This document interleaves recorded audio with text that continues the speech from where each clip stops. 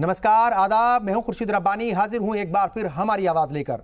आज़ादी के 70 बरस बाद भी जब हम अपने मुल्क की सेहत को देखते हैं तो नज़र आता है कि हालात बेहतर नहीं हैं। लोगों की सेहत को लेकर हुकूमत की जो जिम्मेदारी थी वो बेहतर तरीके से शायद हुकूमत नहीं निभा पाई। आज हालात ये हैं कि हमारा मुल्क स्वास्थ्य के मामले में बहुत पीछे नज़र आता है। हमारी आवाज़ में आज आपको दिखाएंगे कि क्यों सरकार की तमाम कोशिशों के बावजूद भी धरातल पर हालात बेहतर नहीं दिखते और क्यों आसाम के कुछ इलाकों में लोगों की सेहत को लेकर यूनिसेफ ने भी जाहिर की है फिक्रमंदी। तमाम बातें आज हमारी आवाज़ में।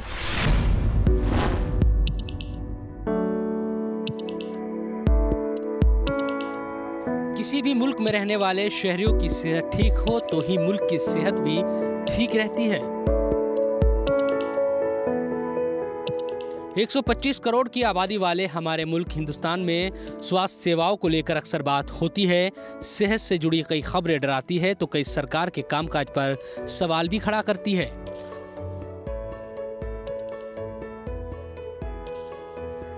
सवाल यही कि तमाम दावों और वादों के बीच भी क्यों आज भी हमारे मुल्क की सेहत चिंता का विषय है।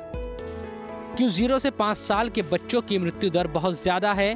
क्यों ग्रामीण इलाकों में आज भी वक्त पर इलाज न मिलने की वजह से लोगों की जान जाती है और क्यों आज भी अस्पताल डॉक्टरों की भारी कमी से जूझते हैं। ये हाल तब है जब स्वास्थ्य मंत्रालय की एक रिपोर्ट कहती है कि भारत में लोग सरकारी अस्पतालों की तुलना में निजी अस्पतालों पर 8 गुना ज़्यादा खर्च करते हैं। इसके अलावा स्वास्थ्य सेवाओं पर कुल खर्चों में सरकार की हिस्सेदारी केवल 27% है।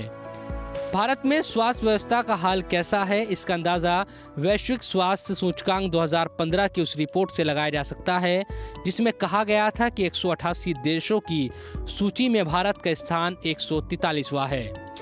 भारत घाना और कोमोरास जैसे अफ्रीकी देशों से भी नीचे है। ये हाल तब है जब भारत में स्वास्थ्य सेवा उद्योग के कारोबार का आंकड़ा सालाना 100 अरब डॉलर तक हो चुका है और 2020 तक इसके 200 अरब डॉलर तक पहुंचने की उम्मीद जताई जा रही है। ये सूचकांक अंतर्राष्ट्रीय जर्नल लेसेंट के जरिए जारी किया गया था। ये भारत समेत दुनिया भर के 1750 शोधार्थियों के जरिए 33 मानकों के तहत किए गए अध्ययन पर आधारित था। स्वास्थ्य और शिक्षा, अगर किसी देश की तरक्की होती है तो स्वास्थ्य और उसकी शिक्षा के ऊपर, देश के ऊपर डिपेंड करता है। आज केरला के अंदर लिटरेसी रेट 99% है और आज वहाँ आप देखो कि एक काम वाली भी पढ़ी लिखी होती है। इसी तरीके से अगर किसी भी देश का लिटरेसी रेट, जिसे कहते हैं शिक्षा का स्तर, बढ़ता है तो उसका हर स्तर बढ़ने की पूरी होती है। अब आती है बात स्वास्थ्य की। जी हाँ, एक स्वास्थ्य के अंदर भी अगर हमारा स्वास्थ्य ठीक होगा तो हम उतना ही अपने देश के लिए कार्य कर सकेंगे। अगर कोई व्यक्ति अधिक तरीके से अधिक समय के लिए बीमार होता है तो वर्किंग आवर्स का लॉस होता है और वो वर्किंग आवर्स का लॉस, जैसे कि मैं एक आपको फिगर देता हूँ, अगर अनीमिया जो कि हमारे देश के अंदर लगभग 60 से 70% महिलाओं में और सभी क्लास के लोगों में मिलता है, उससे जीडीपी के अंदर जो हमारा नुकसान होता है वो अगर कभी आप उठा के देखें तो आज वो इतना बड़ा चला जाता है कि वो हमारे एक बजट के ऊपर चला जाता है। क्यों नहीं हम एक अनीमिया जैसी छोटी चीज़ को इम्प्रूव कर सकते। स्वास्थ्य से जुड़े विभिन्न मानकों पर भारत की स्थिति। संयुक्त राष्ट्र महासभा की एक विशेष बैठक में जारी सूचकांक में भारत के सामने खड़ी विभिन्न चुनौतियों का उल्लेख किया गया। इन चुनौतियों में मातृत्व मृत्यु दर, हाइजीन और वायु प्रदूषण भी शामिल है। इन मामलों में भारत की स्थिति भूटान, श्रीलंका, सीरिया और बोत्सवाना से भी खराब बताई गई। मलेरिया के मामले में देश की स्थिति खतरनाक जोन में रहती है। इसके अलावा शिशु और मातृ मृत्यु दर के मामले में भी भारत की स्थिति चिंताजनक बनी हुई है। हालांकि भारत ने स्वास्थ्य से जुड़े विभिन्न मानकों में पिछड़ने के साथ कुछ क्षेत्रों में अच्छा प्रदर्शन भी किया। इनमें संक्रमण से होने वाले रोगों, मोटापे की समस्या और नुकसानदायक अल्कोहल के सेवन में कमी शामिल है। हालांकि अभी भी डॉक्टरों की भारी कमी अस्पतालों में नजर आती है तो ग्रामीण इलाकों में हालात और ज़्यादा खराब दिखते हैं।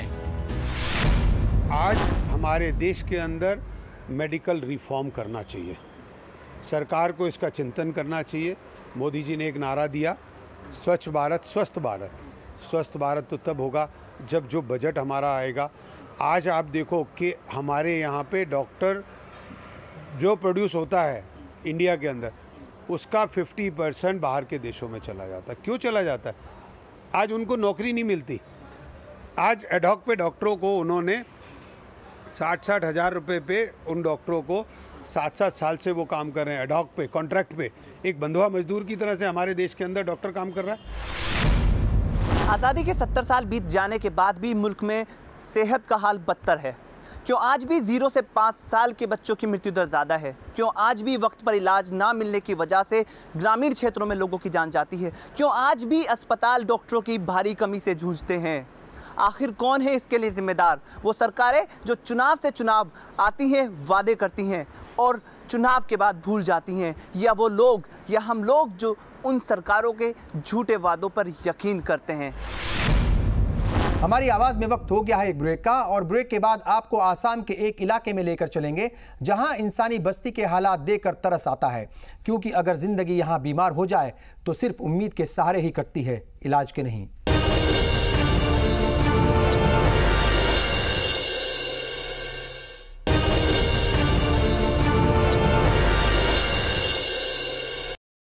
ब्रेक के बाद एक बार फिर आप सभी का स्वागत, इस्तकबाल। आप देख रहे हैं हमारी आवाज़।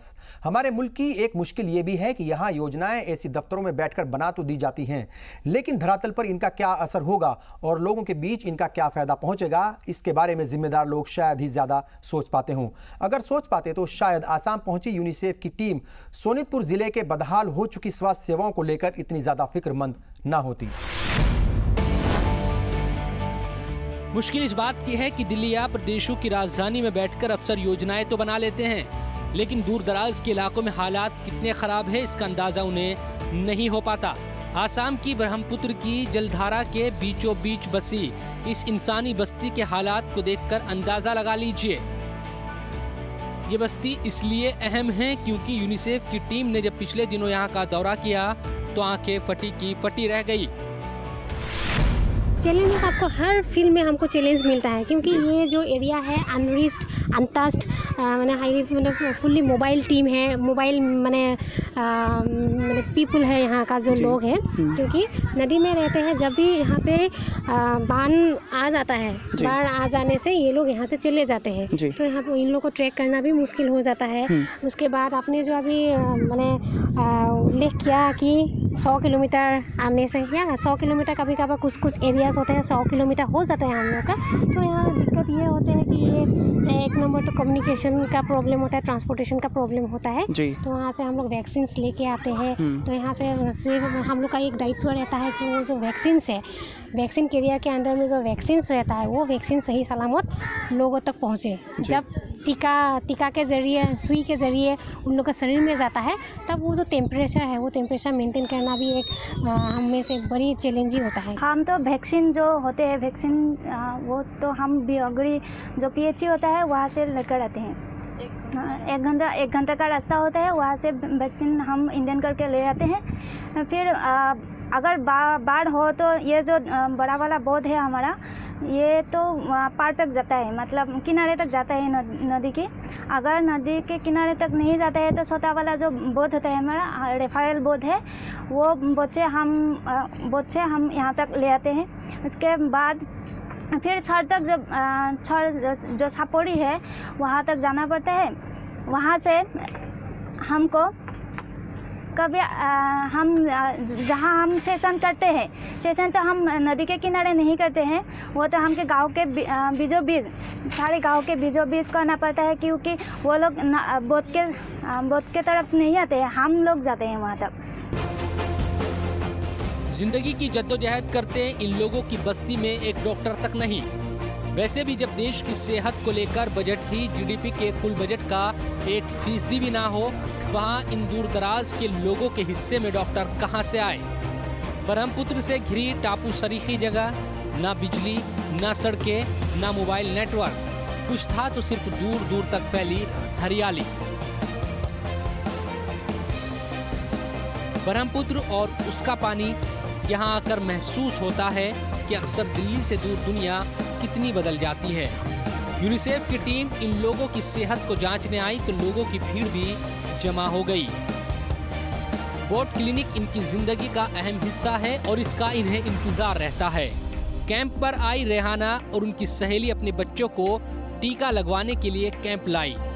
ये बच्चे कई मायनों में खुशकिस्मत भी है, क्योंकि आंकड़े बताते हैं कि आसाम में महज 47% बच्चों का ही वैक्सीनेशन हो पाता है। सोनितपुर की हालत तो और भी ज्यादा खराब है, यहाँ ये दर महज 20% है।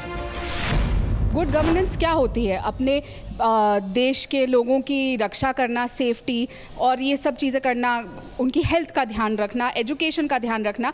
लेकिन अफसोस ये जो सरकार है उनके लिए गुड गवर्नेंस सिर्फ टीवी पे आना, ऐड पे आना, फोटोशॉप करना, बड़े बड़े वादे करना, जुमले फेंकने की बात है।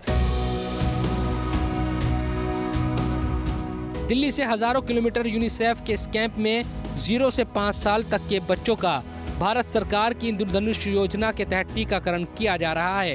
ये टीम महज 3 घंटे में करीब 1.5 दर्जन बच्चों को उनके लिए जरूरी टीकाकरण करती है। मुनव्वर खातून भी अपने पोते को टीका लगवाने कैंप में आई। सुविधाओं की कमी के चलते उनके 5 बच्चे वैक्सीनेशन से महरूम रहे थे, लेकिन अब वो अपने पोते को बीमारियों से सुरक्षित रखना चाहती है। वैक्सीनेशन और बच्चों के स्वास्थ्य को लेकर महिलाओं की सजगता एक बार तो हैरान भी करती है, लेकिन हमेशा हालात यहाँ इतने आसान नहीं होते। जन्म के आधा घंटे के भीतर में जो BCG जो मैंने टीबी बीमारी को मैंने रोक लगाता है, वो इम्पोर्टेंट बहुत ज़्यादा है। वो कौन सी बच्चे को मिलता है जो इंस्टीट्यूशनल डिलीवरी होता है, जो हॉस्पिटल में जाके डिलीवरी हो रहा है, उन बच्चे को विदिन हाफ एन आवर वो BCG vaccination and OPV। Bharat के दूर दराज के इलाकों की तरह इन इलाकों में भी अस्पताल तक पहुंच पाना आसान नहीं। इन इलाकों में करीब 70 से 80% तक प्रसव घर में ही दाइयों के सहारे होता है। लिहाजा ये बच्चे जन्म के फौरन बाद दिए जाने वाले पोलियो और BCG जैसे टीकों से महरूम रह जाते हैं। मौसमी के मुताबिक ये टीकाकरण अभियान की सबसे बड़ी समस्याओं में से एक है। यहाँ के ज्यादातर परिवार खेतीबाड़ी से जुड़े हैं और बाढ़ के चलते खाना बदोशों का जीवन जीने को मजबूर हैं। ऐसे में टीकाकरण और उससे जुड़े रिकॉर्ड रखना दूसरी बड़ी चुनौती रहता है। भारत में स्वास्थ्य सेवा कितना सही है, इसका अंदाज़ा आपको इस बात से लग जाएगा कि देश में 893 मरीजों के इलाज के लिए सिर्फ एक डॉक्टर है। ये आंकड़े तब है जब हमारे सारे क्षेत्र में डॉक्टरों मसलन एलोपैथिक, होम्योपैथिक, आयुर्वेदिक और यूनानी को मिला देते हैं। आंकड़े ये भी कहते हैं कि दुनिया भर में हर साल 3 लाख से ज्यादा होने वाले बच्चों की मौत का 5वां हिस्सा अकेले भारत में ही होता है। नवजात शिशुओं की मृत्यु दर में अकेले 26% की हिस्सेदारी भारत की है। 5 साल के कम उम्र के बच्चों पर आई एक रिपोर्ट के मुताबिक 2015 में जन्मे हर 1000 बच्चों में से 43 की मौत हो गई। स्वास्थ्य एवं परिवार कल्याण मंत्रालय 2016-17 की अपनी सालाना रिपोर्ट में बताता है कि इन मौतों का सबसे बड़ा हिस्सा नवजात शिशुओं का रहा। सरकार ये भी मानती है कि इनमें से 90% बच्चों को बचाया जा सकता था, लेकिन ऐसा नहीं हो सका।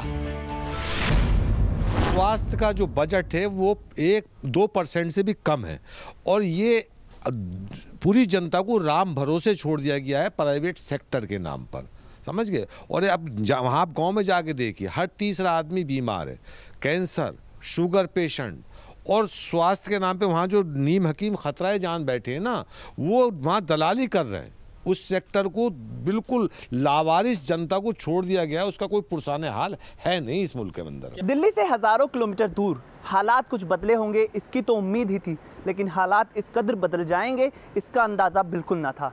देश का सेहत को लेकर बजट GDP के बजट का 1% भी ना हो तो आप बखूबी अंदाज़ा लगा सकते हैं कि देश की सेहत किस हाल में होगी। हमारी आवाज़ में वक्त हो गया है एक और ब्रेक का। ब्रेक के बाद जब हाजिर होंगे तो आपको बताएंगे कि हमारे मुल्क में करीब 1% हिस्सा ही स्वास्थ्य सेवाओं पर खर्च होता है। आखिर कैसे सुधरे की सेहत, ये भी बड़ा सवाल है।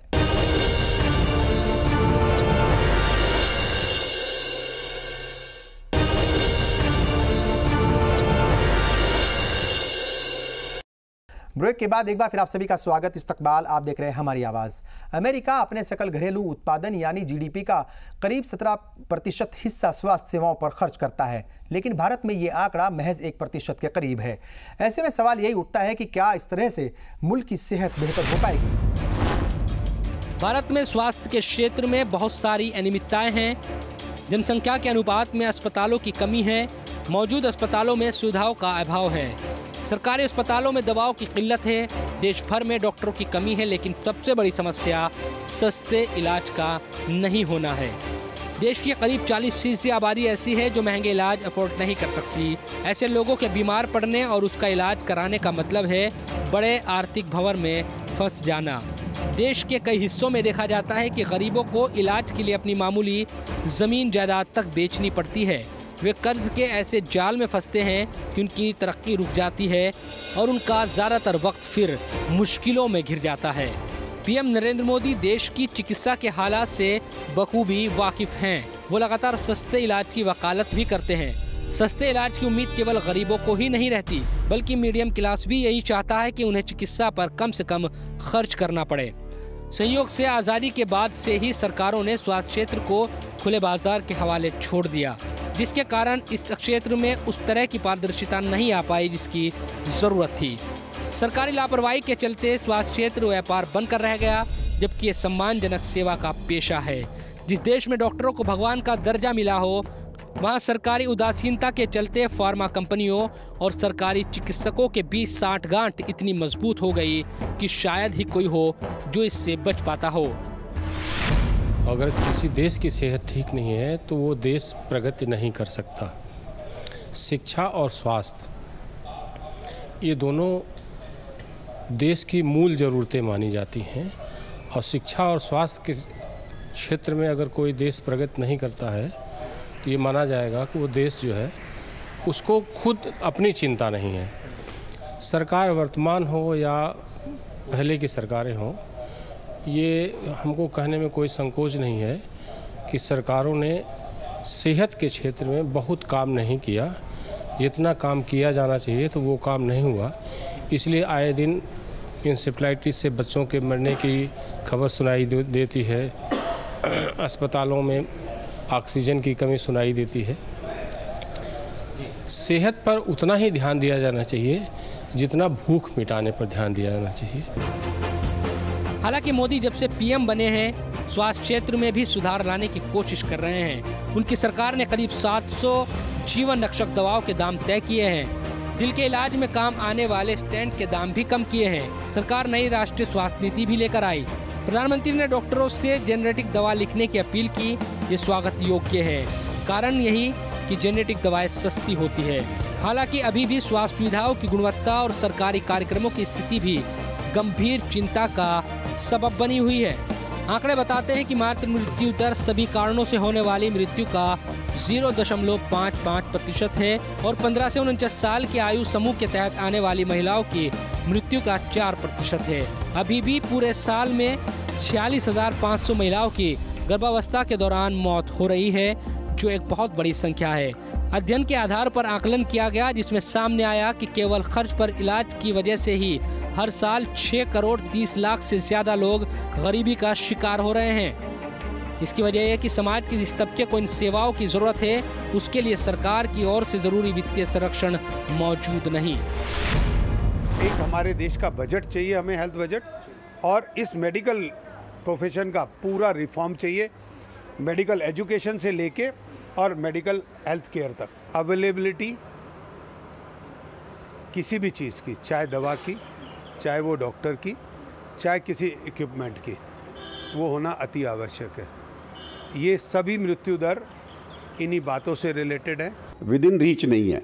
महंगा मैं इसलिए नहीं बोल सकता क्योंकि अभी भी जो प्राइवेट सेक्टर का इलाज का खर्चा वही है जो सरकार पर बेड ऑल इंडिया इंस्टीट्यूट में कर रही है। इतना खर्चा होता है, सरकार की सब्सिडी नहीं है। अगर सरकार की सब्सिडी होगी, जैसे एलपीजी की सब्सिडी है, वैसे ही सरकार की सब्सिडी हेल्थ में होनी चाहिए ताकि वो आम आदमी को अफोर्डेबल रेट पे मिल सके। भारत दुनिया की सबसे बड़ी जनसंख्या वाला मुल्क है और इसकी वजह से स्वास्थ्य सेवाओं पर अत्यधिक दबाव है। स्वास्थ्य पर सरकार के बजट में बढ़ोतरी की जरूरत है। अमेरिका जहां अपने सकल घरेलू उत्पादन यानी जीडीपी का 17% स्वास्थ्य पर खर्च करता है, वहीं भारत में यह आंकड़ा महज 1% के करीब है। दूसरे विकसित देशों में Canada 10%, Australia 9.2%, Belgium 10.1%, Denmark 8.9%, France 10.4%, Italy 8.4%, Japan 8%, Sweden 9.3%, England 7.8% खर्च सेहत पर करते हैं। यहाँ तक कि श्रीलंका 1.8%, बांग्लादेश 1.6% और नेपाल 1.5% खर्च करते हैं। देश की सरकारें लगातार वादा करती रही कि सकल घरेलू उत्पादन का 2 से 3% स्वास्थ्य पर खर्च करेगी, जो आज भी महज कागजों की ही शोभा बढ़ा रहा है। कहा जा सकता है कि देश को एक ऐसी नई स्वास्थ्य नीति की जरूरत है जो आम लोगों को, गरीबों को राहत दे। इलाज महंगा ना हो, सरकार ये सुनिश्चित करे। यकीनन देश की सेहत के लिए स्वास्थ्य नीति को सुधारना बेहद जरूरी है। सेहत एक ऐसा मसला है जो कि देश के लोगों से सीधा जुड़ा है। ऐसे में सरकार को चाहिए कि देश की बेहतर सेहत के लिए जो भी बन सके ज़रूरी कदम उठाएं, क्योंकि देश के लोग सेहतमंद होंगे तभी देश सेहतमंद होगा और तरक्की की तरफ तेज़ी से बढ़ेगा। मुल्क के शहरियों की सेहत अच्छी होगी तो मुल्क की सेहत भी अच्छी रहेगी।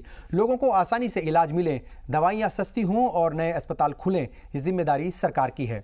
सरकारी अस्पतालों के हालात किसी से छिपे नहीं हैं और प्राइवेट अस्पतालों को पैसा देने की कुव्वत हर शहरी नहीं रखता। इस सब के बीच सेहत से जुड़ी कई और भी चुनौतियाँ मुबाहें देश के सामने खड़ी हैं, लेकिन चुनौतियों से पार पाना ही होगा, क्योंकि स्वस्थ इंडिया ही तरक्की की ऊंचाइयों को छू सकता है, बीमार नहीं।